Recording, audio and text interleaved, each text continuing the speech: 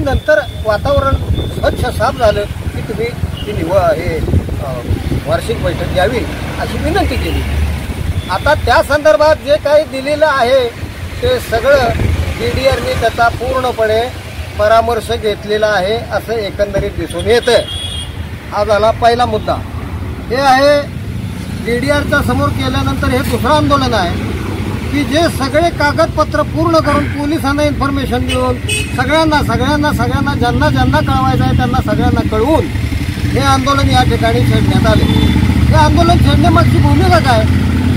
हो, RBI reserve bank of India यांच्याशी काय आमचे पत्रव्यवहार झालेले आहेत। RBIचे पण निदर्शनाला आले की ह्याच्यावर नजर आहे आता या बँकेवर आणि कर्ज वाटप करत असताना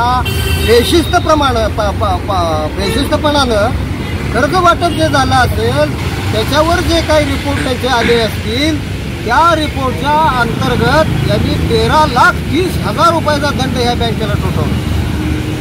हे सांगा, हे 13.5 लाख म्हणजे 13,30,000 रुपये हे संचालक मंडळ भरणार का सभासद ठेवीदारांच्या पैशातून हे पैसे भरणार?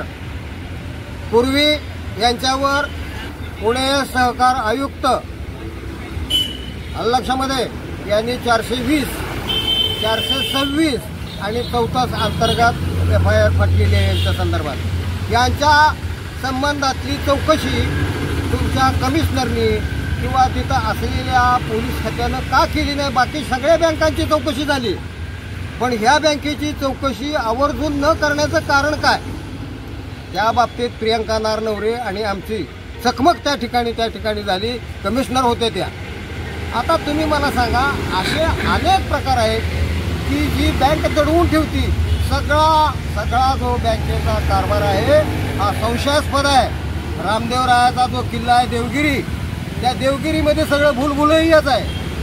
कधी कोण तुमच्या त्या ह्या खंदकात पडेल, कधी कुठं जाईल, कधी कोणाचा तलवारीचा वार बसेल, अशा पद्धतीने ह्या बँकेचा कारभार चालू आहे। माझ्या मते बँकेजवळ सभासदांचे पैसे देण्यासाठी सुद्धाची चणचण निर्माण झालेली आहे आणि हा फार मोठा धोक्याचा कंदील आहे।